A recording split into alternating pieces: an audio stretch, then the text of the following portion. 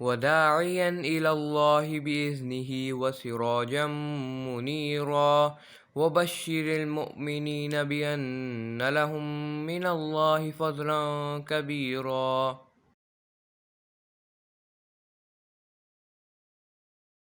السلام علیکم ورحمۃ اللہ وبرکاتہ، نحمده ونصلی علی رسولہ الکریم، اما بعد فاعوذ باللہ من الشیطان الرجیم، بسم اللہ الرحمن الرحیم، رب اشرح لی صدری ویسر لی امری واحلل عقدۃ من لسانی یفقہوا قولی، رب زدنی علما، اللہم فقہنا فی الدین، اللہم انی اسألک علما نافعا وعملا متقبلا ورزقا طیبا، اللہم اجرنا من النار، اللہم انی اسألک ایمانا لا یرتد ونعیما لا ینفد ومرافقۃ محمد صلی اللہ علیہ وسلم فی اعلی جنت الخلد، آمین یا رب العالمین۔ تو انشاءاللہ آج ہم شروع کریں گے کتاب الشفعہ سے۔ کتاب الشفعہ، السلم فی الشفعۃ، شفعہ سے متعلق احکام و مسائل۔ باب الشفعۃ فی ما لم یقسم، باب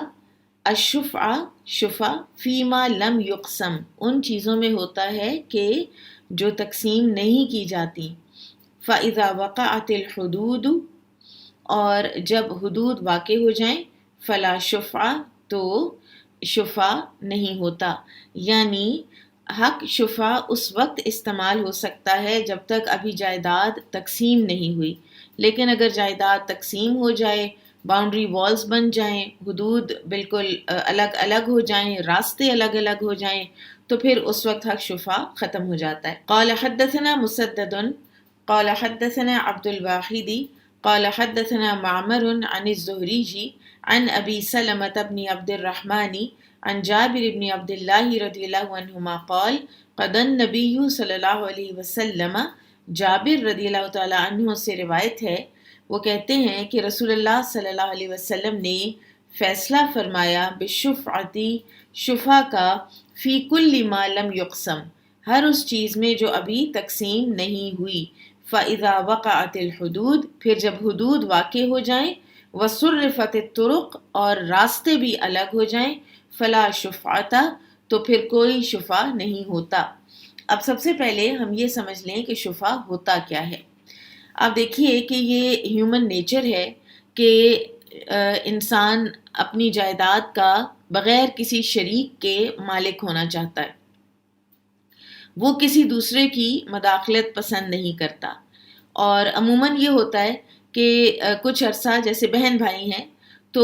وہ والدین کے ساتھ رہ رہے ہوتے ہیں، ایک ہی مشترکہ جائیداد میں سب رہ رہے ہیں، ایک ہی گھر ہے، سب کے پاس ایک ایک یا دو دو کمرے ہیں۔ پھر آہستہ آہستہ وقت گزرتا ہے، ہر کسی کی شادیاں ہوتی ہیں، اپنی اپنی اولاد ہوتی ہے، تو پھر اب یہ دل چاہتا ہے کہ ہمارے پاس کوئی ایسی جگہ ہو کہ جو صرف ہماری ہو، اس سے پریویسی بھی باقی رہتی ہے۔ تو پھر والدین کی دنیا سے چلے جانے کا وقت آ جاتا ہے، وہ بھی ہو جاتا ہے، تو پھر کیا ہوتا ہے کہ یہ دل چاہتا ہے کہ یہ گھر جو ہے یہ کسی ایک اکیلے کو ملے۔ اب آپ دیکھیے کہ اگر 3 بہن بھائی ہیں، سپوز وہ اکٹھے رہتے ہیں، اور اگر ہر کوئی جو ہے وہ اپنے 2 کمرے جو ہیں وہ اپنی مرضی سے جس کو چاہے بیچ لے، تو پھر جو ایک وہاں پہ رہنا چاہے گا اس کی تو پریویسی بہت انویڈ ہوگی، اس کا تو جینا بالکل دوبھر ہو جائے گا وہاں پر۔ تو اس لیے اسلام نے حق شفعہ رکھا ہے، اور وہ یہ ہے کہ باقی بہن بھائی، فار ایگزامپل ایک ہے وہ کہتا ہے میں یہ لے لیتا ہوں، دوسرے 2 جو ہیں وہ باؤنڈ ہیں کہ وہ اسی کو دیں، وہی خریدے گا ان سے۔ اب اگر فار ایگزامپل کوئی ایک بھائی جو ہے وہ اٹھ کر اپنی چیز بیچ آتا ہے کسی 3rd پرسن کو، تو وہ جو 3rd پرسن، چاہے وہ 3rd پرسن پے کر چکا ہے اس بھائی کے حصے کو، خرید چکا ہے اس گھر میں سے، لیکن یہ جو اونر ہے، یہ جو بھائی ہے دوسرا جو رہنا چاہتا ہے اس گھر میں، وہ حق شفعہ اس کا موجود ہے، اور وہ 3rd پرسن جو ہے وہ باؤنڈ ہے واپس کرنے کا اتنے ہی پیسوں میں جتنے میں اس نے دوسرے بھائی سے چیز خریدی تھی۔ ٹھیک ہے، کلیئر ہے؟ جیسے آپ دیکھیے فار ایگزامپل کہ ہم کس کو لیں آج، اچھا عالیہ، امبرین اور آمنہ. ٹھیک ہے، عالیہ اور امبرین 2 بہنیں ہیں اور یہ گھر میں رہتی ہیں. اب یہ دونوں اپنا اپنا الگ الگ گھر چاہتی ہیں. عالیہ چاہتی ہیں کہ وہ اسی گھر میں رہیں. امبرین اپنا حصہ بیچنا چاہتی ہیں. امبرین کیا کرتی ہیں کہ امبرین اپنا حصہ آدھا اس گھر کا اپر سٹوری آمنہ عدنان کو بیچ دیتی ہیں. اب عالیہ کے لیے تو بڑا مشکل ہو جائے گا کہ ایک اجنبی گھر میں آ کے رہنا شروع کر دے. عالیہ تو یہ نہیں چاہتی تھی. تو اب عالیہ کا یہ حق ہے کہ وہ آمنہ سے کہیں کہ آپ میرا گھر مجھے واپس کریں. جو پیسے آپ نے امبرین کو پے کیے ہیں وہ میں آپ کے واپس دلاتی ہوں. ٹھیک ہے،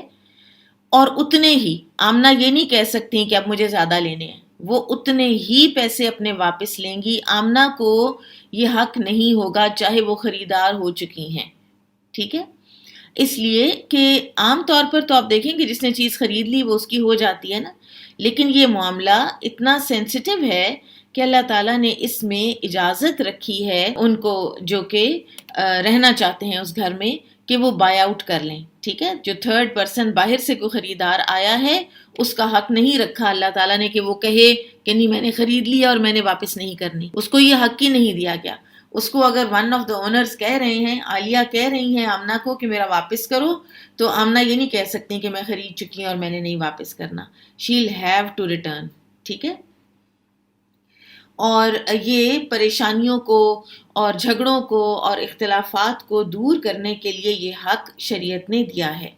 اسی طرح سے شفع ہمسائے میں بھی ثابت ہے. ٹھیک ہے، ہمسائے میں بھی ثابت ہے کہ اگر کوئی شخص اپنی جائیداد کو فروخت کرنا چاہتا ہے تو سب سے پہلے، چاہے اب باؤنڈری والز بن چکی ہیں کچھ بھی ہے، تو سب سے پہلے وہ جو اس جائیداد کو اپنے ہمسائے کو پیش کرے کہ آپ اگر لینا چاہتے ہیں تو آپ لے لیں، ورنہ پھر مجھے کوئی اور خریدار ڈھونڈنا پڑے گا. اور بعض اوقات یہ ہوتا ہے کہ اپنی ضرورت کے تحت کوئی لوگ جو ہیں وہ اس کو خرید لیتے ہیں، اور اس کی ایک وجہ، بہت بڑی وجہ ایک یہ بھی بتائی جاتی ہے کہ تاکہ انسان کسی اجنبی کے بالکل جوار میں رہنا بعض اوقات پسند نہیں کرتا کہ کوئی نئے لوگ آئیں تو پتہ نہیں کیسے ہمسائے ہوں، تو بہتر ہے کہ ہم ہی لے لیں. ٹھیک ہے، اور اپنی ضرورت کے تحت بھی بعض اوقات انسان اپنے کسی بچے کے لیے مزید کوئی چیز لینا چاہ رہا ہوتا ہے، اور وہ یہی ہوتا ہے کہ ساتھ ساتھ ہی رہ جائیں بچے، تو پھر اچھا ہے کہ ہمسایہ جو ہے وہ اپنے ہمسائے پر سب سے پہلے پیش کرے. حق شفع جو ہے وہ غیر منقولہ جائیداد میں ہوتا ہے، اور یعنی اگر کوئی اپنا جانور بیچنا چاہے یا کوئی برتن بیچنا چاہے تو اس میں کوئی نہیں کہہ سکتا کہ تم یہ جانور مجھے ہی بیچو اور کسی دوسرے کو نہ دو. تو شفع صرف اس میں ہے کہ جس میں دوسرے کی پریویسی انویڈ ہو رہی ہو یا اس کی سیکیورٹی کے کوئی خدشات ہوں. ٹھیک ہے، تو لہٰذا شفع جو ہے وہ جن اصولوں پر قائم ہے ان کو ذرا دیکھ لیجئے. جائیداد کو تقسیم کے نقصانات سے بچانے کے لیے، اور دوسرے ناپسندیدہ اجنبی شخص کو پڑوس میں داخل ہونے سے روکنے کے لیے. سو یہ 2 میجر وجوہات ہیں حق شفع کی اجازت کے، اور اس میں امام بخاری نے ہماری رہنمائی کی ہے. پھر شفع کے لغوی معنی ہے ایک چیز کو دوسری چیز سے ملا لینا. ایک چیز کو دوسری چیز سے ملا لینا. اب چونکہ شفع کرنے والا اپنی ملکیت کے ساتھ دوسرے کی ملکیت کو حاصل کر کے ملا لیتا ہے تو اس لیے اس فعل کو شفع کہتے ہیں.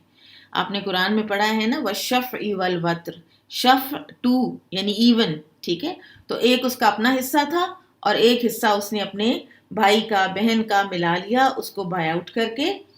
تو اب شفع کے 3 اسباب، پہلے ہم نے 2 پڑھے ہیں نا، تو 3 اسباب ہیں مینلی، میں دوبارہ بتا رہی ہوں. نمبر 1 شرکت ملکیت، یعنی ایک شخص فروخت کردہ جائیداد کی ذات میں شریک ہے، جیسے امبرین اور عالیہ ایک گھر میں شریک تھیں. ٹھیک ہے.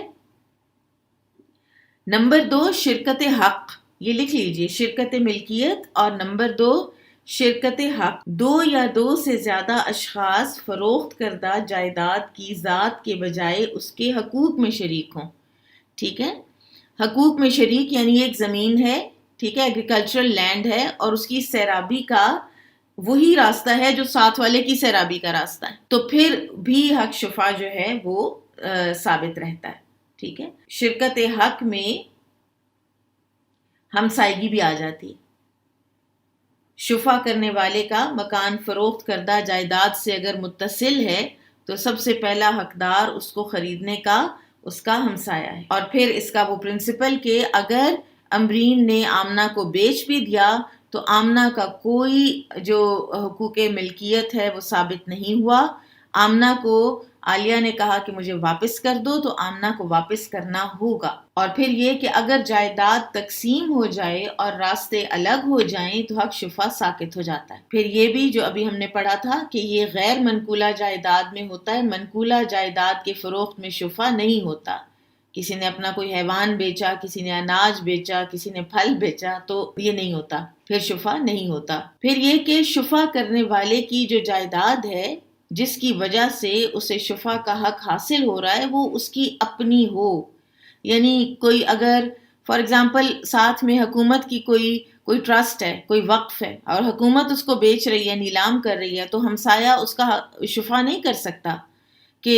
یہ نہ بکے اور ادھر پتہ نہیں کون لوگ آ جائیں گے.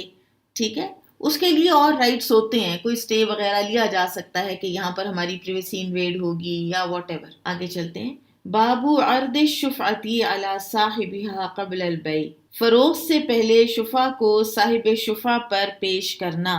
یعنی امرین کو چاہیے کہ اگر اس نے گھر کا آدھا حصہ بیچنا ہے تو سب سے پہلے فرسٹ اینڈ فورموسٹ وہ جائیں گی عالیہ کے پاس. ان کا فرض ہے کہ وہ عالیہ کے پاس جائیں اور ان کو کہیں کہ یہ میں بیچ رہی ہوں، آپ نے لینا ہے تو لے لیجئے ورنہ پھر مجھے کسی اور کو دینا پڑے گا. وقال الحکم اذا اذن له قبل البیع فلا شفعة له. حکم کہتے ہیں کہ جب بتا دیا جائے ایک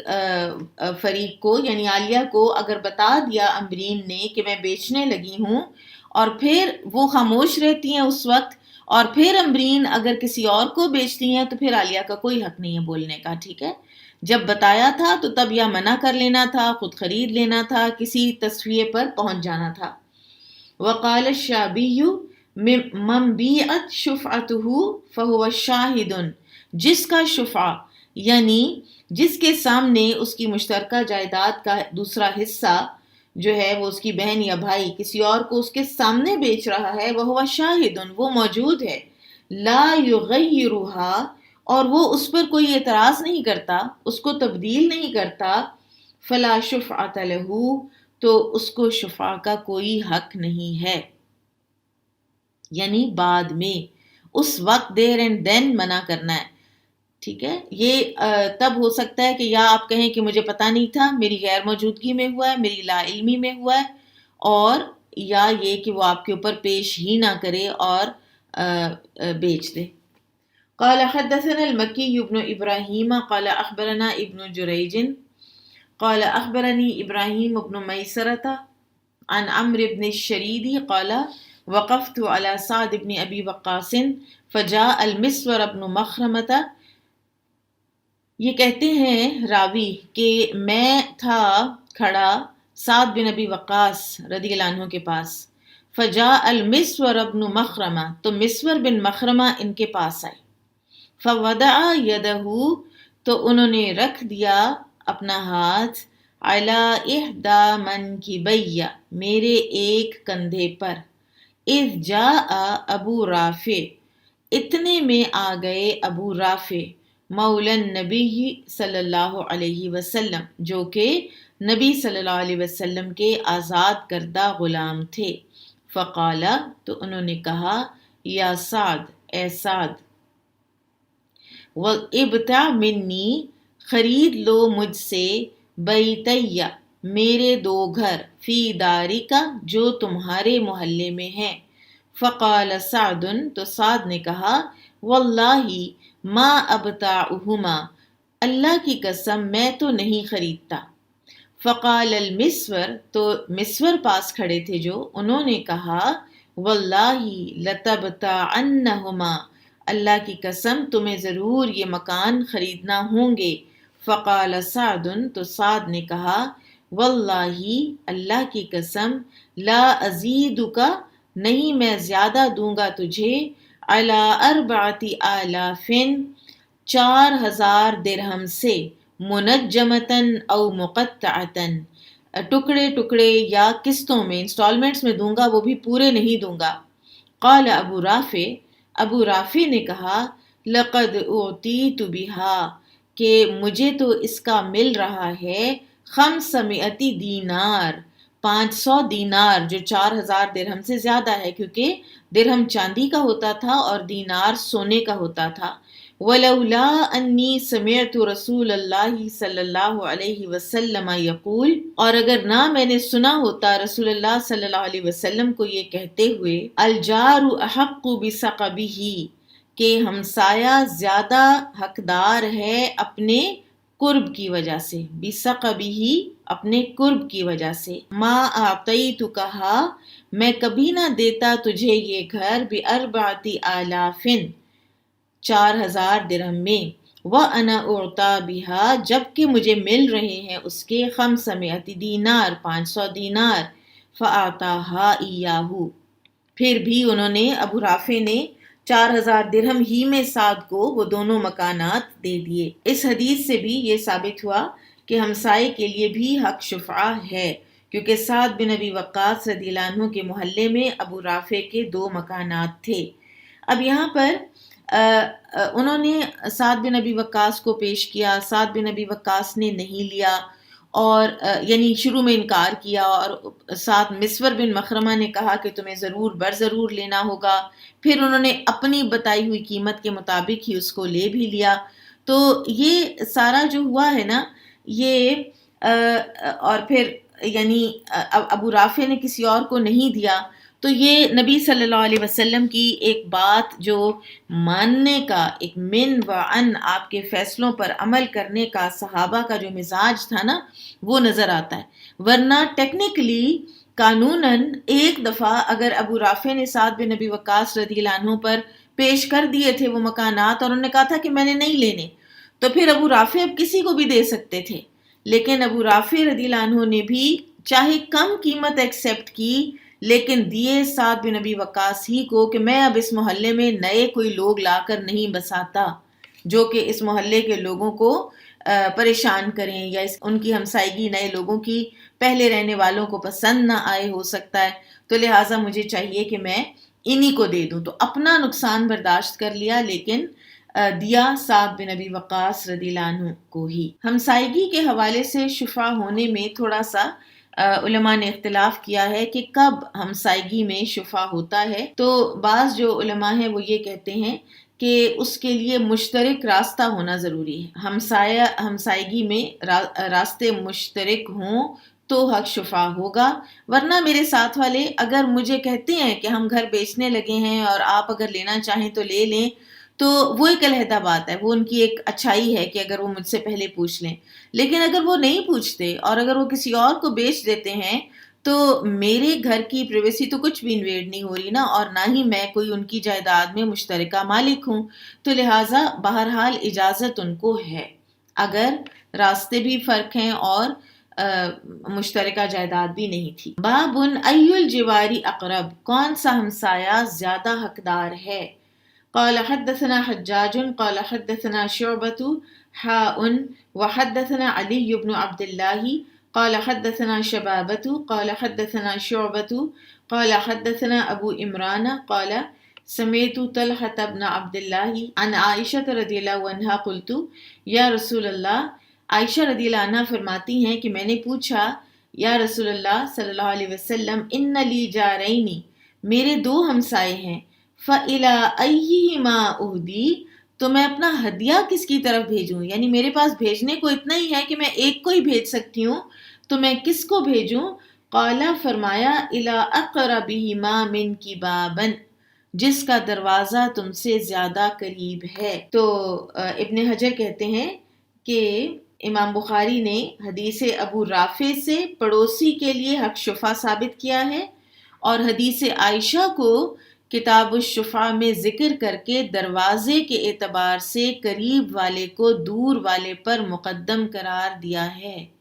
اور اس کا مطلب یہ ہے کہ وہ پڑوسی جس کا گھر صاحب جائیداد سے بالکل متصل ہے وہ دوسرے پڑوسی سے مقدم ہوگا، پہلے آپ اس پر پیش کریں گے جو قریب ہے، شفا کا زیادہ حق اسی کو ہوگا۔ کتاب الاجارہ، اجارہ مزدوری کے لیے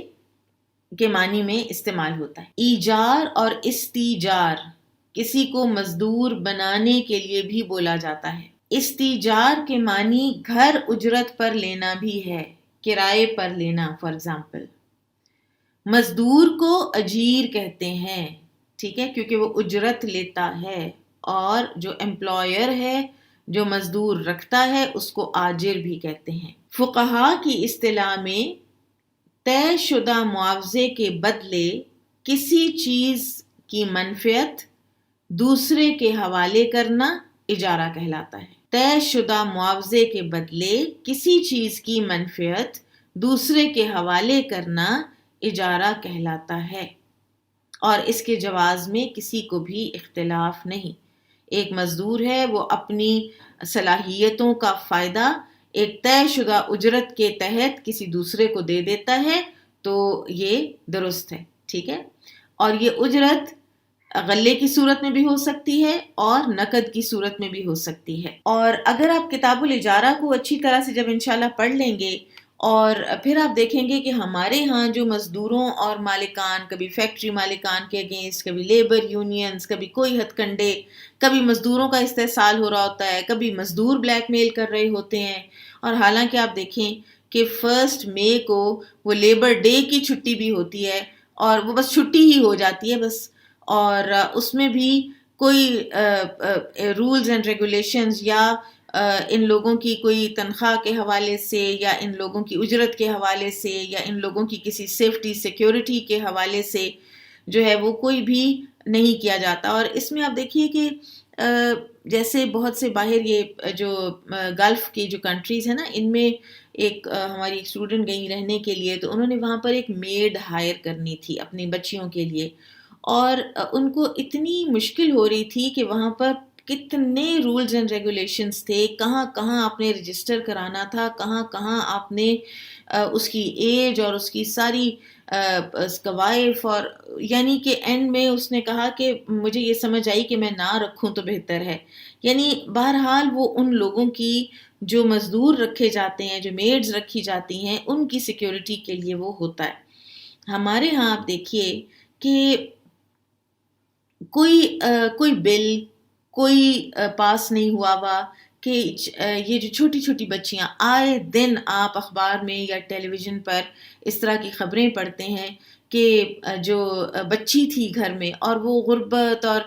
کے تحت، اور والدین جو ہیں وہ دے جاتے ہیں گھروں میں کہ چلو 4 پیسے یہ مہینے کے مہینے ان کے ہمیں مل جائیں گے، اور بجائے اس کے کہ ان بچیوں کو اپنے گھروں میں سیفٹی سیکیورٹی کے ساتھ رکھا جائے، انہیں کچھ پڑھا دیا جائے، ان کے کھانے پینے کا، انہیں ہنر سکھائیں، سلیقہ سکھائیں، کام بھی لیں جو ان کی اپنی استطاعت کے مطابق ہے، لیکن ہم کیا دیکھتے ہیں؟ تشدد۔ وہ کئی دفعہ جب میں سوچتی ہوں نا، جب میں کوئی خبر پڑھتی ہوں اس طرح کی کہ اچھا انہوں نے مار مار کے ہلکان کر دیا بچی کو، اور بعض اوقات تو کئی خبریں تھیں جن میں بچے مر جاتے ہیں، بچے بیچارے کوئی ایسی چوٹ آ جاتی ہے کہ اس کو سہ نہیں سکتے اینڈ دے ڈائی،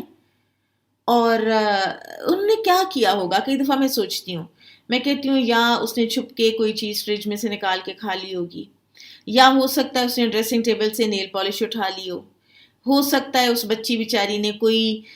جو اپنے ساتھ کھیلنے والی یا جس بچے کے لیے وہ آئی ہے اس کی کسی چیز کو استعمال کر لیا ہو،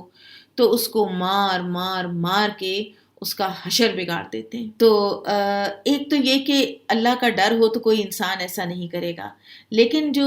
سورۃ الحدید میں بھی آتا ہے نا کہ اللہ تعالیٰ نے کتابیں نازل کی، وَأَنزَلْنَا الْحَدِيدَ فِيهِ بَأْسٌ شَدِيدٌ، کہ اللہ تعالیٰ نے لوہا نازل کیا جس میں سختی ہے بہت، یعنی وہ کہتے ہیں نا کہ 8 سے 4 کتابیں آئیں اور 5واں آیا ڈنڈا، یعنی جب تک یہ انسان کے اوپر ایک یہ قانون کا ایک ڈنڈا نہ ہو نا اور قانون کی سختی نہ ہو تو پھر بہرحال انسان قانون کو وائلیٹ کرتا ہے۔ تو کوئی نہ کوئی قوانین اس طرح کے ضرور ہونے چاہیے. آپ اگر اول تو اتنے چھوٹے چھوٹے بچوں کا محل نہیں ہے کہ کسی کے گھر میں وہ اتنی سخت کام کر رہے ہوں، لیکن اگر کوئی چھوڑ جاتا ہے آپ کے گھر میں بچہ تو آپ دیکھیں کہ وہ کس کام کا اہل ہے، کتنا کیپیبل ہے. مجھے ایک دفعہ مجھے بھولتی نہیں ہے وہ بات جب مجھے کسی نے ایک بتائی تھی کہ ہمارے گھر کے ساتھ ایک بہت بڑے کوئی افسر تھے اور افسروں والا ہی وہ کوئی علاقہ تھا، اور اس میں وہ جو بڑے بڑے برآمدے تھے تو ایک چھوٹی سی بچی کو 9 سال کی یا 8 سال کی اس ٹائپ کی وہ بچی تھی، اور ایک لمبا سا فراک اس نے پہنا ہوا تھا اور سر کے بال اس کے منڈے ہوئے تھے، گنجی تھی وہ، اور وہ دھو رہی ہوتی تھی برآمدہ، اور وہ روزانہ برآمدے دھو رہی ہوتی تھی. تو اور وہ جو اس کی لیڈی تھی، لیڈی گھر کی، تو انہوں نے کہا میں اس کو ہر وقت کام میں رکھتی ہوں کہ یہ بیٹھ نہ جائے، اس کو بیٹھنے کی عادت نہ ہو جائے. ہر روز برآمدہ دھو رہی ہے، اور اس کے علاوہ ہر کام وہ بڑے بڑے وہ لڑکی وہ بچی وہ کر رہی ہوتی تھی. اور ریگارڈنگ اس کے بال تو انہوں نے کہا کہ اس کی کون کنگھی کرے، اور پھر جوئیں ان لوگوں کو پڑ جاتی ہیں، تو میں نے پھر اس کو گنجا کر دیا. آپ سوچئے کہ وہ کیا نفسیاتی اثرات مرتب ہوں گے اس بچی کے اوپر جب وہ بڑی ہوگی، جو یہ سلوک اس کے ساتھ اس بچپن میں کیا گیا کہ جب عام طور پر پھر ہم کہتے ہیں کہ ہمارا اپنا بچہ ہو تو اس کو ہم کچھ بھی نہ کہیں. تو یہ جو حقوق ہیں نا اپنے گھر کے ملازمین کے یا کوئی گھر آئے ہوئے مزدور کے، یہ سارے کیٹر کرتا ہے اسلام، اور اس میں بہت زیادہ رول پلے کرتا ہے آپ کا تقویٰ، آپ کا وہ احساس کہ اللہ تعالیٰ مجھے دیکھ رہا ہے. اور اس کے ساتھ ساتھ پھر قوانین بھی ہوں تو پھر دراصل ان لوگوں ہی کی جو سیکیورٹی ہے نا وہ تب ہی انشور ہوتی ہے. ورنہ کبھی یہ ہڑتالیں کریں گے اور کبھی ان کو کچھ کہا جائے گا اور کبھی کسی مالک کو کچھ کہا جائے گا، اور پھر وہ کیسز چلنے لگ جاتے ہیں، اور پھر یہ غریب بیچارے کہاں یہ کیسز اپنی بچیوں کے یہ کر سکتے ہیں. وہ جن کی بچیاں فوت ہو گئیں ان کو بھی وہ کچھ دے دلا کے ان کے منہ بند کرا کے وہ چپ کر کے اپنے گھروں میں بیٹھ جاتے ہیں. کتاب الاجارہ، اجارہ کے حوالے سے احکام و مسائل. باب استئجار الرجل الصالح، کسی نیک آدمی کو مزدوری پر رکھنا. وقول اللہ تعالی، اور اللہ تعالیٰ کا یہ فرمان، ان خیر من استأجرت القوی الامین، بے شک سب سے اچھا مزدور جو آپ رکھیں وہ ہے جو طاقتور اور امانت دار ہو. القصص 26. والخازن الامین، اور خازن جو امانت دار ہو، خزانچی جو امانت دار ہو. ومن لم یستعمل، اور وہ جو نہ عامل بنائے نہ جاب دے، من ارادہ، اس کو جو چاہتا ہو، اس کو یعنی جو عہدہ نہ دے، اس کو جو طلب کرے عہدے کی. اب یہ جو ترجمۃ الباب ہے اس کے 3 اجزاء ہیں، یہ 3 اجزاء پر مشتمل ہے. پہلا جز یہ ہے کہ مزدوری کے لیے کسی نیک سیرت اور امانت دار آدمی کا انتخاب کیا جائے، کیونکہ ایسا مزدور اللہ سے ڈرتے ہوئے کام کا پورا حق ادا کرے گا اور کسی قسم کی کوتاہی کا مرتکب نہیں ہوگا. اور یہ آپ دیکھیے کہ امام بخاری کا مقصد یہ بھی ہے کہ نیک لوگوں کا رزق حلال کی خاطر مزدوری کرنا کوئی عیب کی بات نہیں. ہم بعض اوقات بہت ہارش ہو جاتے ہیں کسی بھی ایسی جگہ پر جہاں پر کوئی لوگ پیڈ ہیں اور کوئی لوگ والنٹری ہیں، تو پیڈ لوگوں کی تحقیر کسی صورت بھی جائز نہیں. ہو سکتا ہے کہ وہ ان پیڈ اور والنٹری والوں سے زیادہ محنت کر رہے ہوں، ہو سکتا ہے کہ وہ زیادہ بڑا کام کر رہے ہوں ان دا سینس کہ وہ رزق حلال کی تلاش میں ہیں، اور وہ اپنے گھر والوں کو کتنا وہ فائدہ دے رہی ہیں. مزید وہ بچے وہ بچیاں جو کوئی اپنی پاکٹ منی ارن کرتے ہیں، ٹھیک ہے. تو یہ ذریعہ معاش جو ہے یہ ہر کسی کی ضرورت ہے، اور یہ کوئی قابل تحقیر یا لک ڈاؤن اپون کرنے والی یہ بات نہیں ہوتی. اب یہاں پر آپ دیکھیے کہ جنہوں نے آگے چل کر اللہ کے نبی بننا ہے ان کو وہ جو شیخ مدین ہے، یہ واقعہ آپ کو سمجھ آ گیا نا، یہ وہ ہے کہ جب موسیٰ علیہ السلام مصر سے نکلے ہیں اور مدین پہنچے ہیں، اور وہاں پر انہوں نے وہ لڑکیاں دیکھیں، لڑکیوں کی بکریاں جو ہیں وہ پانی نہیں پی سک رہی تھیں تاکہ جب تک وہ چرواہے باقی کے مرد چلے نہ جائیں. پھر انہوں نے ان کو پانی پلوا دیا، اور ان سے کچھ بھی نہ لیا، نہ نظر اٹھا کے ان کی طرف دیکھا، اور گھر آ کے انہوں نے اپنے والد کو بات بتائی۔ پھر والد نے بلایا موسیٰ علیہ السلام کو، اور پھر جو ایک تھی لڑکی، اس نے کہا ان خیر من استاجرت القوی الامین، کہ ان کو آپ اجرت پہ رکھ لیں، ہم اپنے گھر رکھ لیتے ہیں ان کو اجرت پر۔ اور انہوں نے کہا کہ آپ ایسا مزدور اچھا ہے جس کو ہم رکھیں جو کہ طاقتور بھی ہو اور امانت دار بھی۔ اب وہ ایک انسیڈنٹ کے اندر وہ جو لڑکی تھی نا، ان کی بھی جو نظر تھی ایک انسان کی پہچان کی، وہ کیسی زبردست تھی کہ انہوں نے کہا کہ کبھی اور امین جو ہے وہ یہ ہیں، یعنی ان کے اندر یہ دونوں صفات ہیں۔ تو تفاسیر میں آتا ہے کہ وہ جو لڑکی ہیں انہوں نے موسیٰ علیہ السلام کے طاقتور اور امانت دار ہونے کی وضاحت یہ کی تھی کہ انہوں نے تنہا کنویں کے منہ سے پتھر اٹھایا جسے بمشکل کئی آدمی اٹھاتے تھے، اور گھر آتے ہوئے انہوں نے کہا کہ تم دونوں میرے پیچھے پیچھے چلو تاکہ ان کی نگاہیں لڑکیوں پر نہ پڑیں۔ پھر اس کے بعد ترجمۃ الباب میں امانت دار خزانچی کے اجر و ثواب کا بیان ہے کہ خزانچی بھی بیسیکلی وہ بھی اجیر ہوتا ہے، وہ اجرت پہ کام کر رہا ہوتا ہے، وہ تنخواہ لے رہا ہوتا ہے۔ سرکار اگر اس کو کہتی ہے کہ یہ اتنا مال ہے اور فلاں جگہ پہ خرچ کرو، وہ اس کے پیسے لیتا ہے، لیکن اگر وہ امانت داری سے خرچ کرتا ہے تو اس کا بھی اس کو ثواب ملتا ہے۔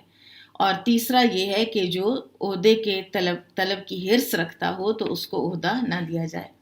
قال حدثنا محمد بن يوسف قال حدثنا سفيان عن أبي بردة قال أخبرني جدي أبو بردة عن أبيه أبي موسى الأشعري رضي الله عنه قال قال النبي صلی اللہ علیہ وسلم، ابو موسیٰ الاشعری رضی اللہ عنہ سے روایت ہے کہ انہوں نے کہا کہ نبی کریم صلی اللہ علیہ وسلم نے فرمایا، الخازن الامین، خزانچی امانت دار، الذی یؤدی، وہ جو ادا کر دیتا ہے، ما امر بہ، جس کا اس کو حکم دیا جاتا ہے، طیب نفسہ، اپنے نفس کی خوشی کے ساتھ، خوشی خوشی، احد المتصدقین، وہ دو صدقہ کرنے والوں میں سے ہوتا ہے، یعنی دل کی خوشی سے دے، دل کی تنگی سے نہ دے کہ یہ فلاں کو کیوں مل رہا ہے، یہ تو مجھے مل جاتا، یہ فلاں کی بجائے فلاں کو مل جاتا، لیکن وہ امانت داری میں ایسا ہے اور دل کی خوشی کے ساتھ دے رہا ہے تو اس کو بھی اجر ملے گا۔ اب یہ جو کسی کے مال کا خزانچی ہوتا ہے وہ صاحب مال کا اجیر ہوتا ہے، یعنی اس کا مزدور ہوتا ہے، اس کا امپلائی ہوتا ہے۔ تو اس مناسبت سے امام بخاری نے اس حدیث کو کتاب الاجارہ میں ذکر کیا ہے۔ قال حدثنا مسدد قال حدثنا يحيى عن قرة بن خالد قال حدثني حميد بن هلال قال حدثنا ابو بردة عن ابي موسى قال اقبلت الى النبي صلی اللہ علیہ وسلم، ابو موسیٰ رضی اللہ عنہ سے ہی روایت ہے، وہ کہتے ہیں کہ میں آیا رسول اللہ صلی اللہ علیہ وسلم کے پاس، وَمَعِيَ رَجُلَانِ، اور میرے ساتھ دو آدمی تھے، من الاشعریین، اشعری قبیلے کے، فقلت، تو میں نے کہا، ما علمت، نہیں میں جانتا تھا، انہما یطلبان العمل، کہ یہ عہدہ طلب کرنے کے لیے آپ کے پاس آئے ہیں۔ یہ درمیان میں تھوڑا اختصار ہے، یعنی تھوڑی ڈیٹیل جو ہے وہ مسنگ ہے، اور دوسری روایات سے پتہ چلتی ہے کہ انہوں نے کہا تھا کہ اے اللہ کے رسول، ہمیں کسی عہدے پر مامور کیجیے، تو دوسرے نے بھی اسی طرح کی بات کہی، تو آپ نے فرمایا کہ جو کسی عہدے کا طلبگار ہو اور اس کی حرص رکھتا ہو، ہم اسے کسی عہدے پر مامور نہیں کرتے۔ تو ابو موسیٰ الاشعری نے اپنی صفائی پیش کی کہ یا رسول اللہ صلی اللہ علیہ وسلم، مجھے نہیں پتا تھا کہ یہ اس لیے آئے ہیں۔ قال لن او لا، آپ نے فرمایا ہرگز نہیں، یا فرمایا نہیں، نستعمل علی عملنا، ہم عامل بناتے اپنے معاملے پر، اپنے کسی کام میں، من ارادہ، اس کو جو اس کی چاہت رکھتا ہو۔ تو جو طویل مفصل جو حدیث ہے اس کے اندر ہے کہ ابو موسیٰ اشعری کہتے ہیں کہ جب میں رسول اللہ صلی اللہ علیہ وسلم کی خدمت میں حاضر ہوا تو میرے ساتھ دو اشعری آدمی تھے، ایک میرے دائیں جانب اور دوسرا بائیں جانب۔ رسول اللہ صلی اللہ علیہ وسلم اس وقت مسواک کر رہے تھے۔ ان دونوں نے رسول اللہ صلی اللہ علیہ وسلم سے عہدہ طلب کیا تو ابو موسیٰ رضی اللہ عنہ نے وضاحت کی کہ یا اے اللہ کے رسول، مجھے ان کی ذہنیت کا قطعاً کوئی علم نہ تھا، یعنی انہوں نے اپنی ایک طرح سے صفائی پیش کی نا کہ رسول اللہ صلی اللہ علیہ وسلم کہیں یہ نہ سمجھ لیں کہ میں ان کو اس لیے لایا ہوں تاکہ ان کو کوئی عہدہ ملے، کہ میں بھی ان کی سفارش کے لیے آیا ہوں۔ اب یہ ہے کہ عام طور پر کسی کام کی درخواست جب کی جاتی ہے تو وہ اجرت لینے کے لیے کی جاتی ہے، بہرحال اس سے اجارہ ثابت ہوتا ہے، ٹھیک ہے۔ تو ایک شریعت نے قاعدہ دے دیا کہ جو کسی عہدے کا طلبگار ہو اس کو عہدہ نہ دیا جائے، خاص طور پر اگر وہ اس کا اہل نہیں ہے، اور خاص طور پر کوئی اگر واضح طور پر ایک ایسی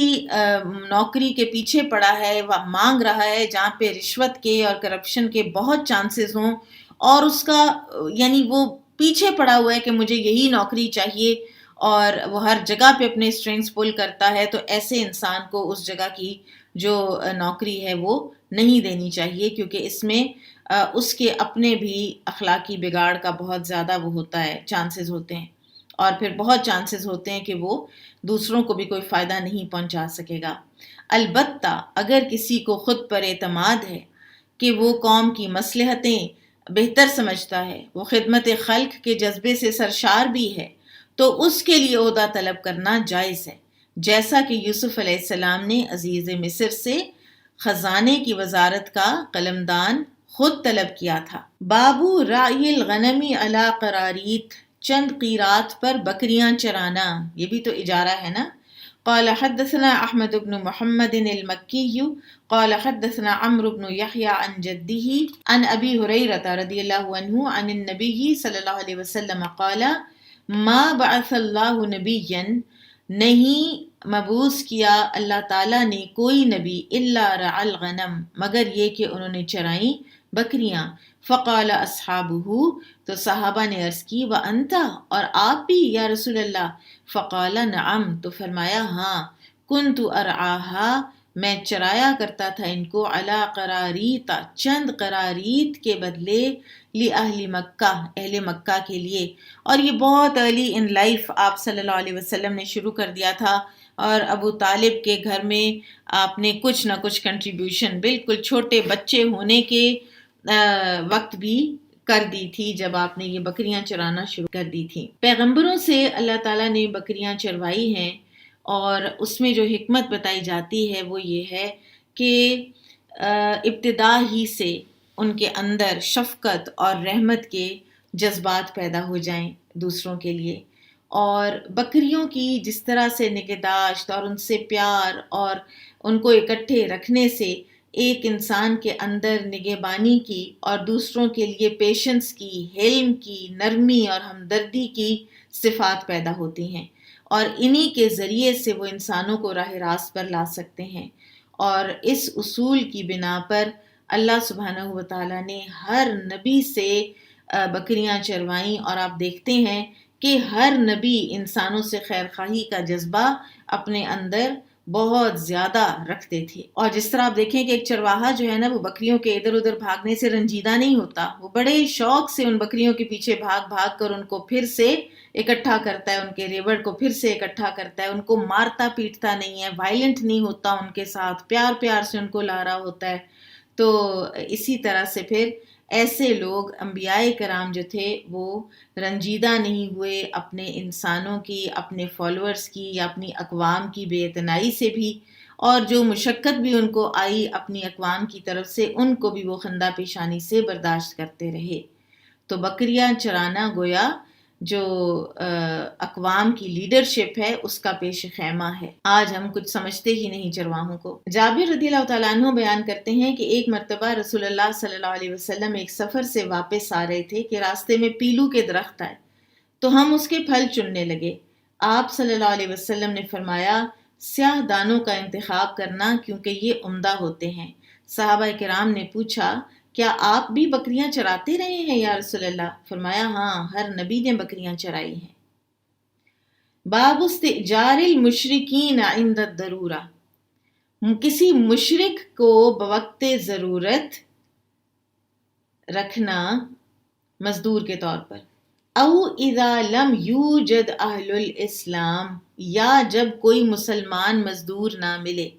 اب although یہ کوئی شرط نہیں ہے، آپ دیکھ لیں گے کون زیادہ امانت دار ہے. اب انفارچونیٹلی بعض اوقات آپ کو نان مسلم زیادہ امانت دار مل جاتے ہیں،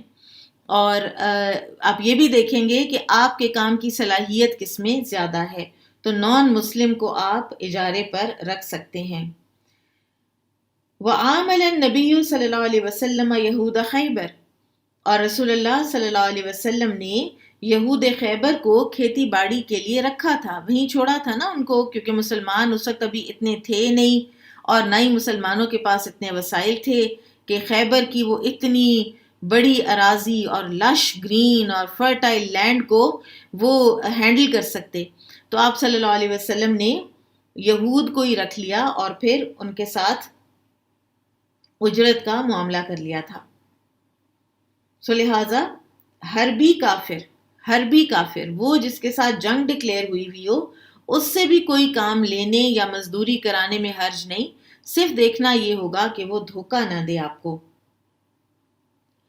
قال حدثني ابراہیم بن موسیٰ قال اخبرنا ہشام عن معمر عن الزہری عن عروة بن الزبیر عن عائشہ رضی اللہ عنہا. میں جب یہ پڑھ رہی تھی تو مجھے اتنی حیرت ہوئی اور اتنی ایک امیزمنٹ ہوئی امام بخاری رحمہ اللہ کی ویژن پر اور ان کی ذہانت پر کہ وہ دلیل کہاں کہاں سے لاتے ہیں، اور انسان کا علم ہوگا تو انسان دلائل دے گا نا. اور جب آپ کے پاس دلائل نہیں ہوتے نا تو پھر آپ ادھر ادھر کی باتیں کرتے ہیں. اور قرآن و سنت کے دلائل ہمیں یاد ہونے چاہیے، اور بہت سی قرآنی آیات ہمیں یاد ہونی چاہیے. مثال کے طور پر اگر توحید کے معاملے میں کوئی بات کرتا ہے یا کسی بھی طرح کی کوئی اجارہ ہی کی کوئی بات کرتا ہے، آپ دیکھیں کس طرح امام بخاری ایک ترجمۃ الباب میں اور حدیث کے ساتھ قرآن کی آیات لاتے ہیں. آپ ریاض الصالحین کھول کر دیکھیں امام نووی نے کس طرح سے حدیث کے ساتھ ساتھ قرآنی آیات کو رکھا ہے. تو علم ہوگا، کوئی یاد ہوں گی باتیں، تو یہ انسان اس طرح کے کام کر سکے گا نا جو امت کے لیے باعث ہوں گے خیر کا. تو اس میں یہ ہے کہ ایک کہا جاتا ہے منہج الاسلافی حفظ الدلائل، کہ اسلاف کا جو منہج تھا نا، ان کا جو علم کا طریقہ تھا، علم سیکھنے کا، علم سکھانے کا، وہ تھا حفظ الدلائل، دلائل حفظ کرنا. آپ کو ازبر بھی ہونی چاہیے کچھ احادیث، آپ کو ازبر بھی ہونی چاہیے کچھ آیات قرآنی. ہر دفعہ یہ نہیں کہ میں کسی سے پوچھ کر بتاؤں. اور قرآن جب آپ ادھر ادھر کا کوئی فتویٰ کسی کو بتاتے ہیں نا تو اس کا وہ اثر نہیں ہوتا، بلکہ بہت زیادہ ہی جو باریکی کے جو فقہا کے جو لیول کی جو بحث مباحثہ ہیں ان میں بہت زیادہ پڑھنے سے دل سخت بھی ہو جاتے ہیں. جب آپ کسی کو قرآن اور حدیث کی دلیل بتا دیتے ہیں نا کہ یہ قرآن کی آیت ہے جو تم بات کر رہے ہو، آپ دیکھیں صحابہ کا یہی طریقہ تھا، قال رسول اللہ قال اللہ تعالی،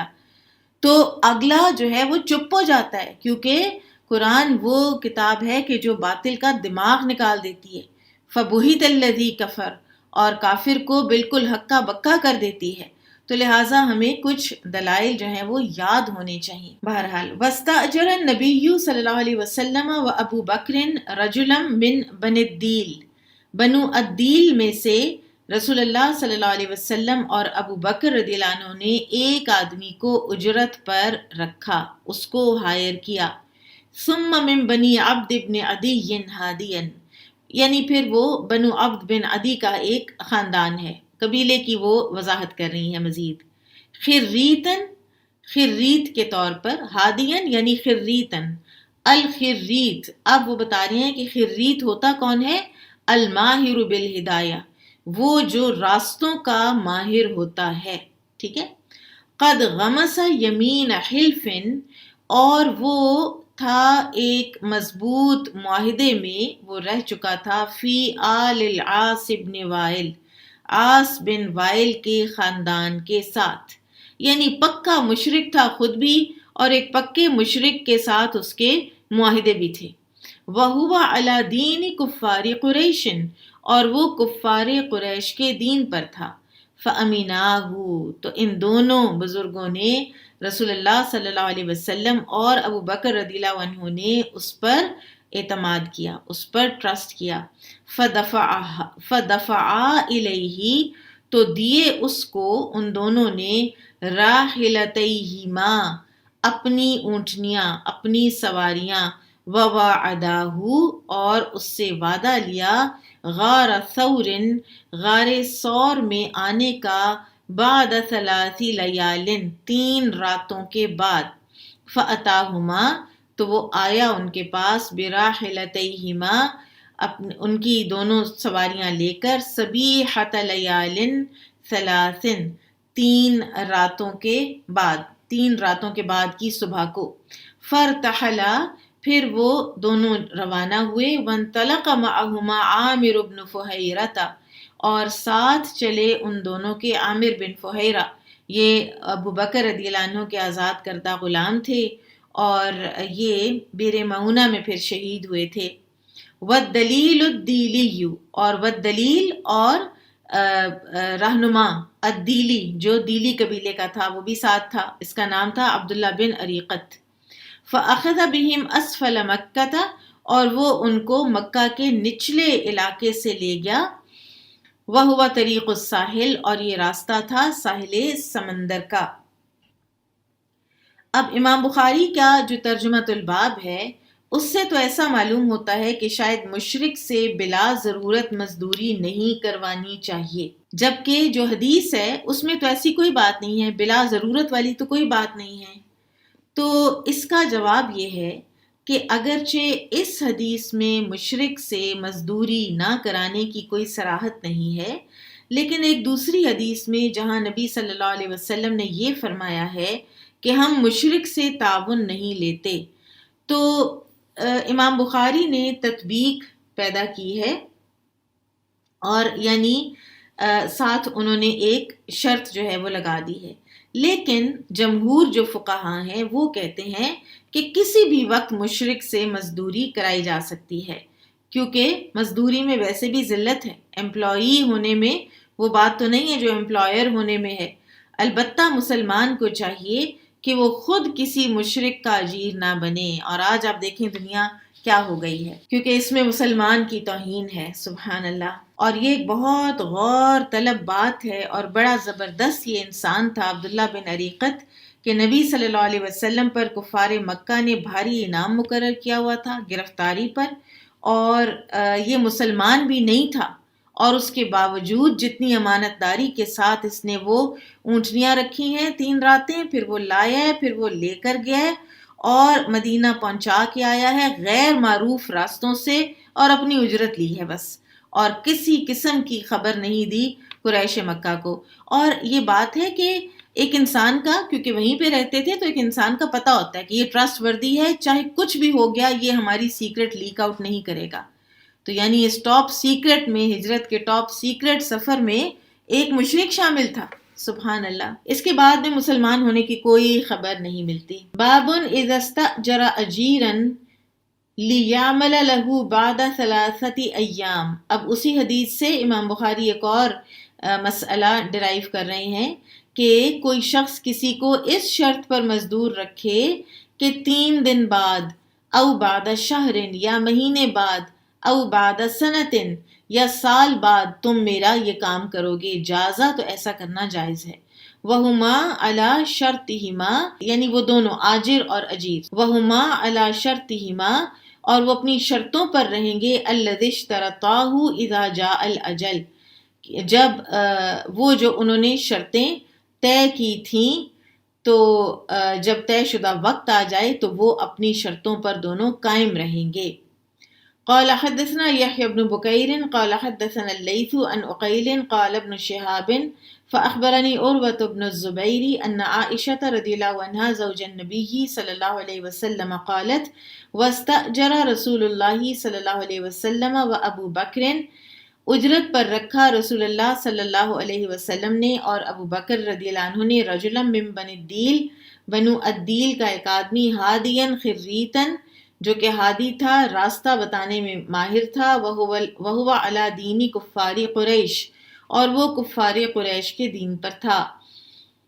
فدفع الیہ تو آپ دونوں نے دے دیں اس کو اپنی راحلتیہما اپنی اونٹنیاں، وواعداہ غار ثور اور غار سور میں آنے کا وعدہ لیا اس سے بعد 3 لیال 3 راتوں کے بعد فأتاہما براحلتیہما صبح 3 پھر وہ ان 3 راتوں کے بعد جو صبح ہوئی اس پر ان کی دونوں اونٹنیاں لے کر تو وہ شخص آ گیا، یعنی کام تم ہمارا کر دو، سائن ہو گیا، پیکٹ ہو گیا کہ تم ہمارا کام کرو گے، لیکن کرو گے کب؟ ہمیں چاہیے ہفتے بعد، ٹھیک ہے؟ تو ایسا کیا جا سکتا ہے۔ اور یہاں پر 3 دن کی بات ہے، اور امام بخاری نے 3 دن پر ہی مہینے اور سال کو بھی قیاس کیا ہے۔ لیکن اجرت کب شروع ہوگی؟ جب سے وہ طے شدہ کام کا آغاز کرے گا، ٹھیک ہے؟ باب الاجیر فی الغزو،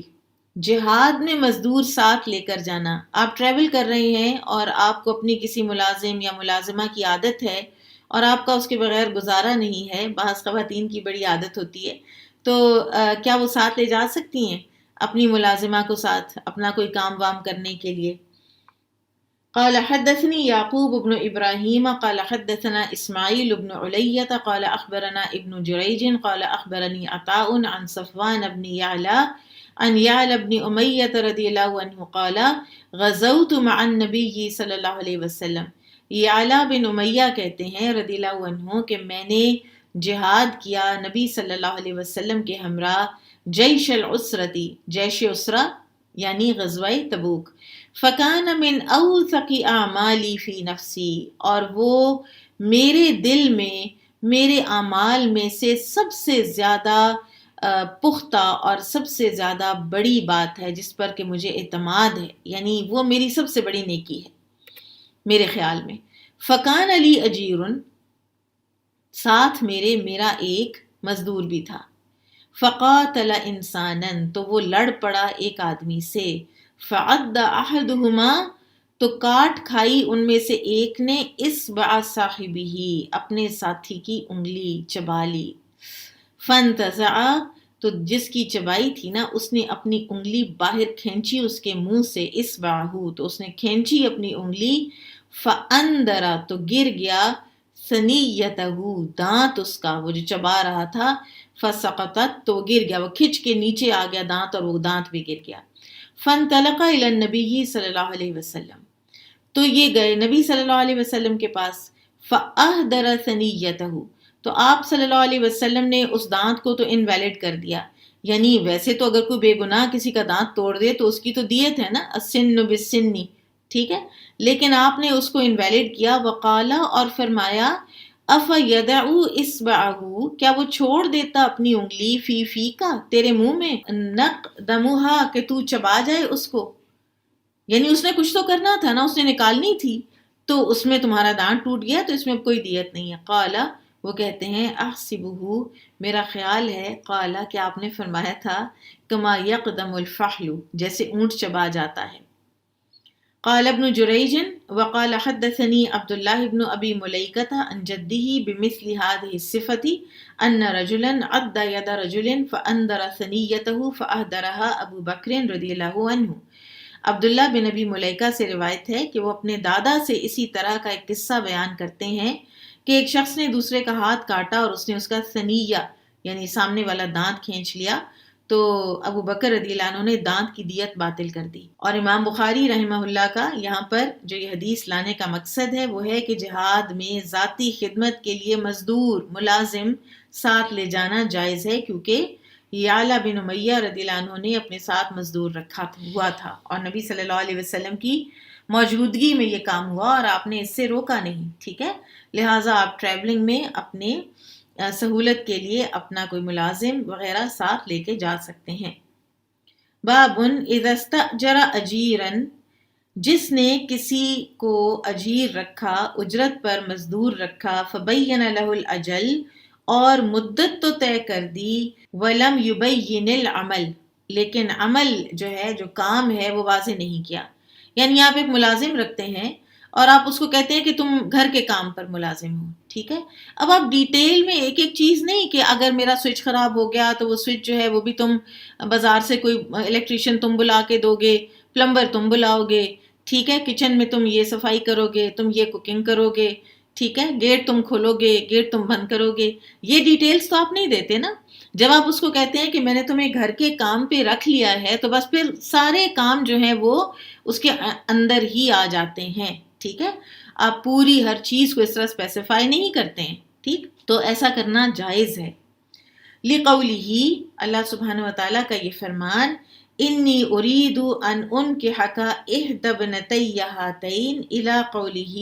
واللہ علی ما نقول وکیل۔ ارشاد باری تعالیٰ ہے کہ میں چاہتا ہوں کہ اپنی ان دو بیٹیوں میں سے ایک کا نکاح تجھ سے کر دوں۔ شیخ مدین نے موسیٰ علیہ السلام سے یہ بات کہی تھی، اور ہم جو قول و قرار کرتے ہیں اس پر اللہ نگہبان ہے۔ یأجر فلانن، امام بخاری کہتے ہیں کہ یأجر فلانن کے معنی ہے یعطیہ اجرن، کہ وہ اس کو مزدوری دیتا ہے۔ ومنہ فی التعزیتی،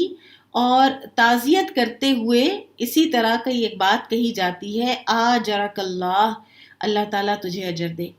تعزیت کا ایک بہت اہم جو ادب ہے وہ یہ ہے کہ ہم نے ایک تو تعزیت کا لفظ تو بالکل ہی چھوڑ دیا۔ کوئی ہم سمجھتے ہیں کہ کوئی شائستہ زبان والا ہوگا تو وہ تعزیت کہے گا، ورنہ ہم نے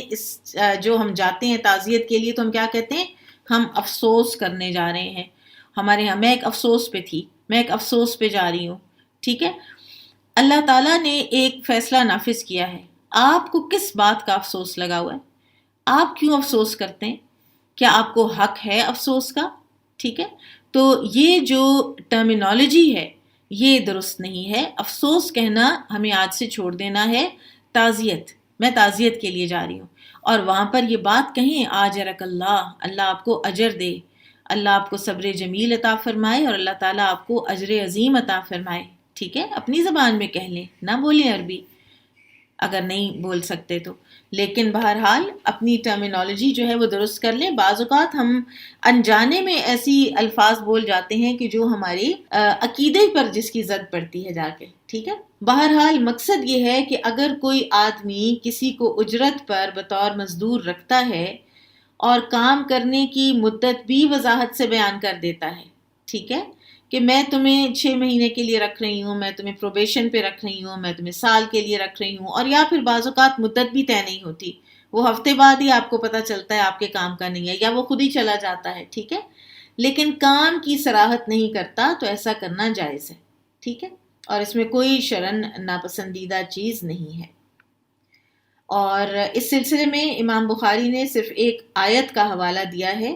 جس میں موسیٰ علیہ السلام کا اہل مدین کے ہاں مزدوری کرنے کا ذکر ہے، لیکن مزدوری کے عوض کام کیا کیا کرنے تھے وہ اس کی کوئی وضاحت نہیں ہے۔ بابن اذا استأجر اجیرا علی ان یقیم حائطا یرید ان ینقض جاز۔ اذا استأجر اجیرا، جب کسی کو مزدور کو اس کام پر رکھا جائے،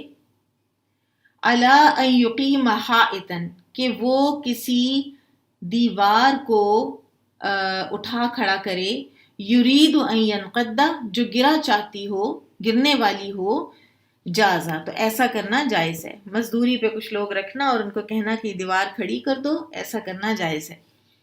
قال حدثني إبراهيم بن موسى قال أخبرنا هشام بن يوسف أن ابن جريج أخبرهم قال أخبرني يعلى بن مسلم وعمرو بن دينار عن سعيد بن جبير يزيد أحدهما على صاحبه وغيرهما قال قد سمعته يحدث عن سعيد قال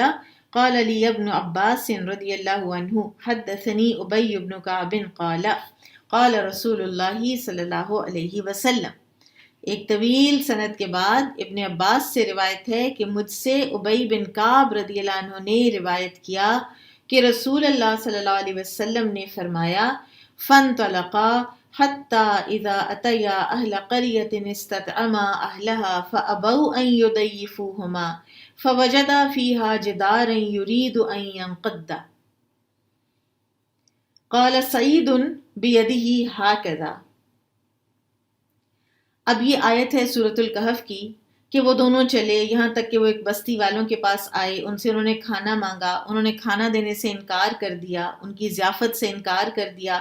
اس میں انہوں نے ایک دیوار کو پایا جو کہ گر رہی تھی، تو سعید کہتے ہیں اپنے ہاتھ سے اشارہ کر کے ہاکذا ورفع یدہ، کہ اس طرح انہوں نے اپنے ہاتھ سے اس کو اٹھایا، اپنا ہاتھ کھڑا کر کے انہوں نے دکھایا، فاستقامہ، تو وہ دیوار کھڑی ہو گئی۔ قال یعلا، یعلا کہتے ہیں حسبت ان سعیدا قال، مجھے لگتا ہے کہ جیسے سعید نے کہا تھا، فمسحہ بیدہ، کہ ایسے ٹچ کیا تھا انہوں نے خضر علیہ السلام نے اپنے ہاتھ سے، فاستقامہ، تو وہ کھڑی ہو گئی۔ لو شئت لاتخذت علیہ اجرا، تو اگر تو چاہتا، موسیٰ علیہ السلام نے کہا تھا نا کہ اگر آپ چاہتے تو اس کام کی کوئی مزدوری لے لیتے، تو لہٰذا مزدوری جائز تھی، ٹھیک ہے۔ قال سعید اجر ناکلہ، مراد یہ تھی موسیٰ علیہ السلام کی کہ انہوں نے کھانا تو ہمیں دیا نہیں، اور آپ نے ان کا اتنا بڑا کام کر دیا کہ ان کی گرتی ہوئی دیوار کو آپ نے اٹھا کھڑا کیا، تو کم از کم اجرت ہی لے لیتے جس سے ہم کچھ کھانا لے کے کھا لیتے، ٹھیک ہے۔ اور امام بخاری نے اس سے پہلے یہ بیان کیا تھا کہ ایسا اجارہ جائز ہے جس میں وقت کا تعین ہو لیکن عمل کی وضاحت نہ ہو۔ اسی طرح اگر عمل کا تعین ہو لیکن مدت مقرر نہ ہو تو ایسا اجارہ بھی جائز ہے، ٹھیک ہے۔ اور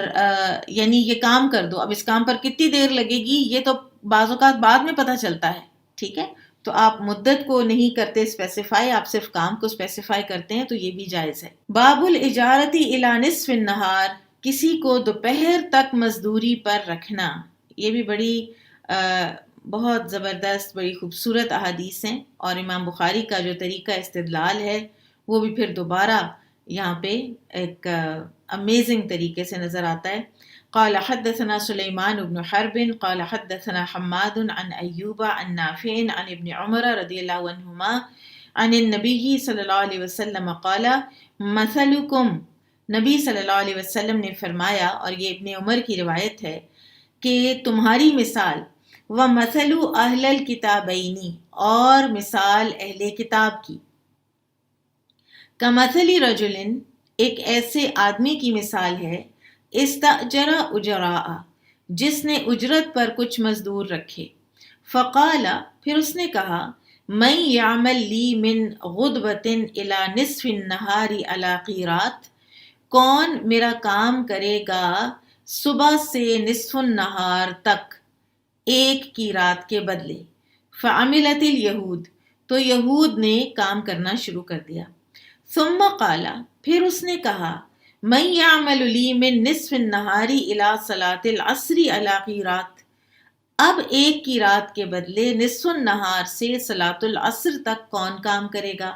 فعملت النصارى، تو نصارہ نے کام کیا، ثم قال، پھر فرمایا، پھر اس نے کہا، من یعمل لی من العصر، کون کام کرے گا میرے لیے عصر سے لے کر الی ان تغیب الشمس، سورج کے غروب ہونے تک، اور یہ سب سے کم ٹائم پیریڈ ہے، ٹھیک ہے، علی قیراتین، لیکن اب مزدوری ڈبل ہو گئی ہے 2 کی رات پر، فَأَنْتُمْ هُمْ، تو تم اے امت مسلمہ وہ ہو، کام تھوڑا مزدوری زیادہ، فَغَضِبَتِ الْيَهُودُ وَالنَّصَارَى، تو غصے میں آ گئے، غضب لگا یہود اور نصارہ کو، فقالو، تو انہوں نے کہا، ما لنا اکثر عملا واقل عطاء، کہ ہمارا عمل زیادہ اور ہماری عطا کم، قالا، تو اس نے کہا، هل نقصتکم من حقکم، کیا تمہارے حق میں سے کچھ کم ہوا ہے، ایک کی رات پر جو ہے وہ ڈن ہوا تھا، اور تمہارا میں نے ایک کی رات کم کر کے تو ان کو نہیں دیا نا، کسی دوسرے کو میں جتنا بھی دوں۔ یہ ایک بہت بڑا اصول ہے جو یہاں سے ڈرائیو ہوتا ہے، کہ جو مالک ہے نا، بغیر کسی کے استحصال کے، بغیر کسی بہت فیوریٹزم کے، وہ جس کو چاہے جتنی سیلری پہ رکھے۔ بعض اوقات کئی لوگوں کو یہ اعتراض ہوتا ہے کہ فلاں کی زیادہ کیوں ہے اور فلاں کی کم، میری کم کیوں ہے، تو یہ اس کا پریروگیٹو ہے اور وہ اس کو استعمال کر سکتا ہے، بشرطے کہ وہ کم والی کی حق تلفی نہ کر رہا ہو، ٹھیک ہے۔ قالوا لا، تو انہوں نے کہا نہیں، ہمارے حق میں کمی کوئی نہیں ہوئی، لیکن ان کو زیادہ ملا ہے ہم سے۔ قالا، تو اس نے کہا، فذالک فضلی اوتیہ من اشاء، تب اس شخص نے کہا، یہ میرا فضل ہے، میں جسے چاہوں دوں، ٹھیک ہے۔ اس عنوان اور اس میں جو آئی ہوئی حدیث ہے، اس سے ثابت تو امام بخاری نے یہ کیا ہے کہ آپ ایک ونڈو رکھ سکتے ہیں کہ اتنے وقت سے اتنے وقت کا کام، اب تو خیر گھڑیاں ہیں نا، لیکن ظہر سے عصر، عصر سے مغرب، یہ تعین جو ہے یہ بھی کیا جا سکتا ہے، اور اس کو آپ عام زبان میں پارٹ ٹائم، ٹھیک ہے، یا وزٹنگ فیکلٹی آپ اس کو کہہ سکتے ہیں۔ باب الاجارتی الی صلاۃ العصر، عصر کی نماز تک کے لیے مزدور رکھنا۔ قال حدثنا اسماعیل بن ابی اویس قال حدثنی مالک عن عبد اللہ بن دینار مولا عبد اللہ بن عمر عن عبد اللہ بن عمر بن الخطاب رضی اللہ عنہما۔ اب یہ ایک اور حدیث ہے، تھوڑا فرق واقعہ ہے، یہ ڈیفرنٹ واقعہ ہے، ٹھیک ہے۔ عبداللہ بن عمر بن خطاب رضی اللہ عنہما سے روایت ہے، ان رسول اللہ صلی اللہ علیہ وسلم قال انما مثلکم، بے شک تمہاری مثال، والیہودی والنصارى، اور یہود اور نصارہ کی مثال، کرجل، ایسے آدمی کی طرح ہے، استعمل عمالا، جس نے کچھ لوگ رکھے مزدوری پر، فقالا، تو اس نے کہا، من یعمل لی الی نصف النہار علی قیرات قیرات، کون کام کرے گا میرے لیے نصف النہار تک ایک ایک قیرات کے بدلے، فعملت الیہود علی قیرات قیرات، تو یہود نے کام کیا ایک ایک قیرات پر، ثم عملت النصارى علی قیرات قیرات،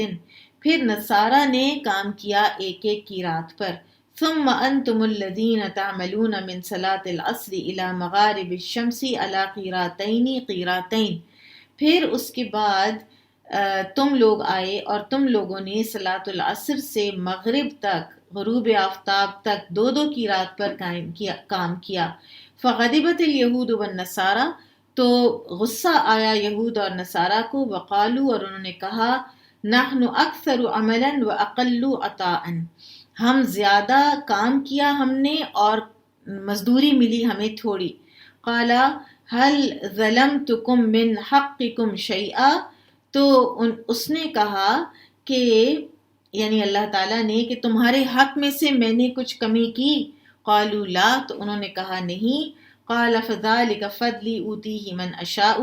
یہ میرا فضل ہے، احسان ہے، میں جسے چاہوں دوں، یہ اللہ تعالیٰ نے فرمایا۔ اور یہ وہی حدیث ہے، وہ مجھ سے غلطی ہوئی،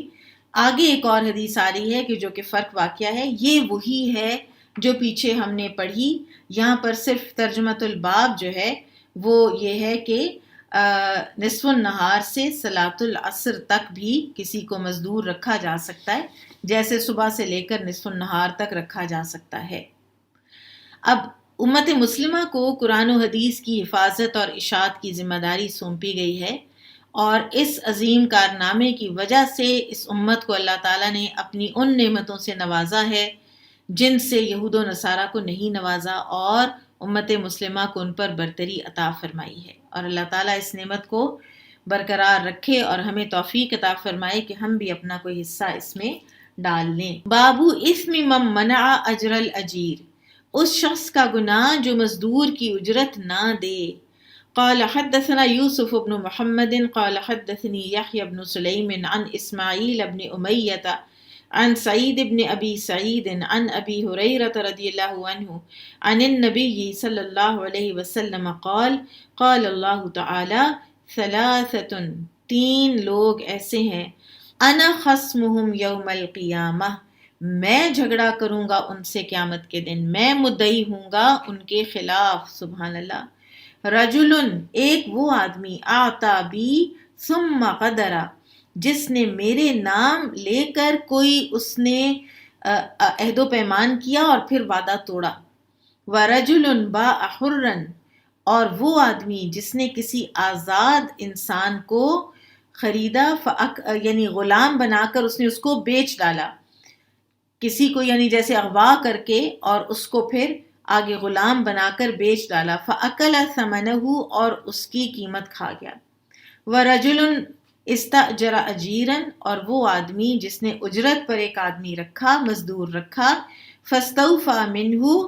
اور پھر اس سے کام تو پورا پورا لیا، وَلَمْ يُعْطِهِ أَجْرَهُ، اور اس کا اجر، اس کی اجرت اس کو نہیں دی۔ باب الإجارة من العصر إلى الليل، عصر سے رات تک مزدور لگانا۔ میں نے شاید پہلے بھی آپ سے ذکر کیا ہو کہ ایک لین میں ایک کوئی صاحبہ رہتی تھی، اور ان کے گھر کے باہر ایک کام والی جو ہے وہ زور زور سے دروازے کھٹکھٹا رہی تھی اور آوازیں لگا رہی تھی، تو وہ اندر سے کوئی کھول کے نہیں دے رہا تھا، اور پوش علاقے کی رہنے والی، بنگلے میں رہنے والی خاتون، تو سامنے والے گھر سے ایک خاتون نکلی اور انہوں نے اس سے معاملہ پوچھا تو اس نے کہا کہ انہوں نے مجھ سے کام لیا ہے اتنے اتنے دن، اور اب انہوں نے مجھے نکال دیا ہے کہ مجھے تمہارا کام پسند نہیں آیا، اور جتنے دن انہوں نے مجھ سے کام لیا ہے تو مجھے انہوں نے اس کے پیسے ہی نہیں دیے۔ تو وہ جو سامنے والے گھر کی خاتون تھی، انہوں نے اپنے پاس سے اس کو 500 روپے دیے اور اس کو کہا کہ انہوں نے کوئی نہیں دینے، اور تم یہ میرے پاس سے یہ ویسے رکھ لو اور تم جاؤ۔ یعنی انہوں نے ترس آیا اور انہوں نے دے دیا۔ اور ان خاتون کا پتہ پھر یہ چلا کہ ان کا وتیرہ ہی یہ ہے کہ وہ کچھ دن کسی کو رکھ کے کام لے کے اور پھر کہتی ہیں مجھے پسند نہیں آیا تمہارا کام، اور اس کی جو جتنے دن کام لیا اس کی مزدوری بھی رکھ لی اور اس کو کچھ بھی نہ دیا اور اس کو نکال بھی دیا۔ تو یہ جو مزدور لوگ ہوتے ہیں جو اپنی اجرت جو ہے اس سے اپنا پیٹ بھرتے ہیں، اپنے بچوں کا پیٹ بھرتے ہیں، ان کی جو سچویشن ہے اس کو ہم لوگ اگر سمجھ نہیں پاتے نا تو ایٹ لیسٹ پھر ان قوانین کے تحت تو ہم عمل کریں نا۔ اول تو ہمیں سمجھنا چاہیے کہ ان کا تو ایک ایک گھنٹہ، ایک ایک منٹ، ایک ایک دن ان کی وہ کمائی ہوتا ہے، انہوں نے اس کے اندر by the hour by the day انہوں نے پیسے لینے ہوتے ہیں تو ان کو فوڈ آن دا ٹیبل ملتا ہے اپنے بچوں کے لیے، اور ایسے لوگوں کو مزدوری نہ دینا کتنی بڑی بات ہے کہ اللہ سبحانہ و تعالیٰ فرماتے ہیں کہ ایسے بندے کو تو میں پکڑوں گا قیامت کے دن اور میں مدعی ہوں گا ایز اف کہ میرا جرم کیا ہے تم نے، مجھے مزدوری نہیں دی تھی تم نے۔ اور آپ سوچئے کہ وہ انسان اس دن کتنی بڑی ٹربل میں ہوگا ان چند پیسوں کے بدلے میں جو اس نے اس دنیا میں کسی کی ہڑپ کیے۔ باب الاجارتی من العصر الى اللیل، عصر سے رات تک مزدور لگانا۔ قال حدثنا محمد بن العلاء قال حدثنا ابو اسامة عن برید عن ابی بردة عن ابی موسیٰ رضی اللہ عنہ عن النبی صلی اللہ علیہ وسلم انہ قال، ابو موسیٰ اشعری رضی اللہ تعالی عنہ سے روایت ہے، وہ نبی صلی اللہ علیہ وسلم سے بیان کرتے ہیں کہ آپ صلی اللہ علیہ وسلم نے فرمایا، مثل المسلمین والیہود والنصارى، مثال مسلمانوں اور یہود و نصارہ کی کیسے ہے؟ کمثل رجل، ایک ایسے آدمی کی طرح، استأجر قوما، کہ جس نے کچھ لوگوں کو کام پر لگایا، اجرت پر لگایا، یعملون له عملا یوما الی اللیل علی اجر معلوم، کہ وہ دن سے رات تک کام کریں اور انہیں ایک معلوم اجرت، طے شدہ اجرت دی جائے گی۔ فعملوا له الى نصف النہار، تو وہ آدھا دن کام کرنے کے بعد فقالوا، کہنے لگے، لا حاجت لنا الى اجرک الذی شرطت لنا، ہمیں کوئی حاجت نہیں اس اجرت کی جو تو نے ہمارے لیے باندھی، وما عملنا باطل، اور جو کچھ ہم نے کیا وہ باطل، وہ ضائع، ہم سے نہیں پورا دن کام ہوتا، ٹھیک ہے۔ فقال لهم لا تفعلوا، تو اس نے ان کو کہا کہ ایسے مت کرو، اکملوا بقیت عملکم، اپنا کام پورا کرو باقی کا، وخذوا اجرکم کاملا، اور اپنا پورا پورا اجر حاصل کرو۔ فابوا، تو انہوں نے انکار کیا، وترکوا، اور ترک کر کے چلے گئے، واستأجر آخرین بعدہم، تو اس آدمی نے پھر کچھ اور جو لوگ ہیں ان کو اجرت پہ رکھا۔ فقال اکملوا بقیت یومکم ھذا، ان کو کہا کہ یہ باقی کے دن کی جو ہے نا کام یہ تم لوگ مکمل کرو۔ وَلَكُمُ الَّذِي شَرَطْتُ لَهُم مِّنَ الْأَجْرِ، اور میں تم لوگوں کو وہی اجرت دے دوں گا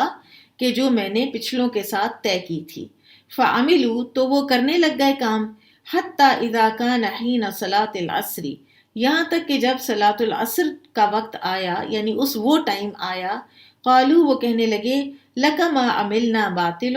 وَلَكَ الْأَجْرُ الَّذِي جَعَلْتَ لَنَا فِيهِ، جو ہم نے کیا وہ تمہارے لیے اور ہمارا سارا باطل، یعنی ہمیں نہیں چاہیے اس کی کوئی مزدوری، اور تم رکھو اس کو، اور کام باقی کا اب ہم سے نہیں ہوتا۔ فقال لهم، تو اس نے ان سے کہا، اکملوا بقیت عملکم، اپنا باقی کا عمل پورا کرو، فانما بقی من النہار شیء یسیر، کہ جو باقی ہے دن میں سے، شیء یسیر، وہ تو بہت تھوڑا سا دن اب باقی ہے۔ فابوا، انہوں نے کہا نہیں ہم سے نہیں ہوتا، انہوں نے انکار کر دیا۔ فاستأجر قوما، تو پھر اس نے ایک اور قوم کو رکھا اجرت پر، ان یعملوا له، کہ وہ کام کریں اس کے لیے، بقیت یومہم، باقی کا دن، فعملوا بقیت یومہم، تو اس قوم نے باقی دن کا کام کیا، حتی غابت الشمس، یہاں تک کہ سورج غروب ہو گیا، واستکملوا اجر الفریقین کلیہما، اور پچھلے دونوں فریقوں کا اجر بھی ان لوگوں نے لے لیا جنہوں نے عصر سے مغرب تک کام کیا لیکن کام کو پایہ تکمیل تک پہنچایا۔ فذالک مثلہم، تو یہ ہے مثال ان کی، ومثل ما قبلوا من ھذا النور، اور مثال ان کی جنہوں نے اس نور کو قبول کیا۔ اس حدیث میں یہود و نصارہ کی اور اہل اسلام کی ایک تمثیل ذکر کی گئی ہے کہ یہود و نصارہ نے وحی الہی کا نور پھیلانے کی جو شرعی ذمہ داریاں تھیں ان کو پوری طور پہ ادا نہیں کیا، اور آج ہم دیکھتے ہیں نا کون ہے جو پوری طرح سے درست طور پر اپنی کتابوں کو، بائبل اور اولڈ ٹیسٹمنٹ تورات کو لے لیجئے کہ ان میں تحریف کر دی، ان میں چینجز کر دیں، کسی نے جھٹلا دیا، کسی نے مذاق اڑا دیا، چند ایک ہیں کہ جو کوئی باقیات ہیں کہ جو وہ بھی پھر ان کا عقیدہ اتنا ڈیویٹ ہو گیا کہ اس کا اصل عقیدے کے ساتھ کوئی رہا ہی نہ، یعنی کوئی میچ ہی نہیں ہے اس توحید کے خالص عقیدے کے ساتھ کہ جو عیسیٰ علیہ السلام لائے تھے، اور یہ نکل گئے اور دنیا کی طرف بھاگ گئے اور دنیا کے ہی یہ بندے بن گئے، اور اسی میں انہوں نے اپنا جینا مرنا بنا لیا، اور انہوں نے دین کی جو خدمت کی ذمہ داری تھی اس کو چھوڑ دیا۔ البتہ اہل اسلام نے یہ ذمہ داری ہر دور میں پوری کی، جس کے نتیجے میں قرآن بھی محفوظ اور اسوہ رسول صلی اللہ علیہ وسلم بھی محفوظ ہیں، اور اللہ تعالیٰ جب تک چاہے گا دونوں کو محفوظ رکھے گا۔ اور یہ تھوڑا سا فرق ہے اس مثال سے جو پیچھے بیان ہوئی، اور دراصل یہ دو الگ الگ واقعات ہیں۔ اب یہاں پر ایک نکتہ ہے، اس کو بھی سمجھ لیجئے کہ مزدوری چھوڑنے والوں سے مراد وہ لوگ ہیں جنہوں نے بعد میں آنے والے نبی کے زمانے کو پایا لیکن اسے ماننے سے انکار کر دیا۔ فار ایگزامپل یہود مدینہ، ٹھیک ہے؟ اور مزدوری لینے والے وہ لوگ ہیں جو بعد میں آنے والے نبی سے پہلے فوت ہو گئے۔ انہوں نے تو آنے والے نبی کا پایا ہی نہیں نا زمانہ، اور پچھلے جو نبی تھے ان کی وہ بات مانتے رہے مکمل طور پر، تو انہوں نے بھی کچھ نہ کچھ اجرت پا لی۔ اجرت سے ٹوٹل محروم وہ ہوئے جنہوں نے آنے والے نبی کا زمانہ پایا اور اس کا انکار کیا۔ اور امام بخاری نے بہرحال اس حدیث سے ثابت یہ کیا ہے کہ جز وقتی کام کے لیے مزدور رکھا جا سکتا ہے۔ اور ان مثالوں سے ایک غرض یہ بھی ہے کہ اس امت کے اعمال کا ثواب، امت مسلمہ کے اعمال کا ثواب دوسری امتوں کے اعتبار سے زیادہ ہے، ٹھیک ہے؟ اور یہ بھی کہ جو لوگ رسول اللہ صلی اللہ علیہ وسلم پر ایمان نہیں لائے ان کے پہلے دین میں کیے ہوئے اعمال بھی بیکار ہو جائیں گے اور انہیں ان کا کوئی ثواب نہیں ملے گا۔ جو یہود اس وقت زندہ تھے وہ کوئی بھی کام اگر نیکی کا بھی کرتے رہے اور نبی صلی اللہ علیہ وسلم کے آنے پر نبی صلی اللہ علیہ وسلم کا انکار کر دیا تو پھر بات ختم، پھر ان کا کوئی یعنی ان کو اجر پچھلا بھی نہیں ملے گا۔ بارک اللہ فیکم، سبحانک اللہم و بحمدک، اشہد ان لا الہ الا انت، استغفرک و اتوب الیک۔ السلام علیکم ورحمۃ اللہ وبرکاتہ۔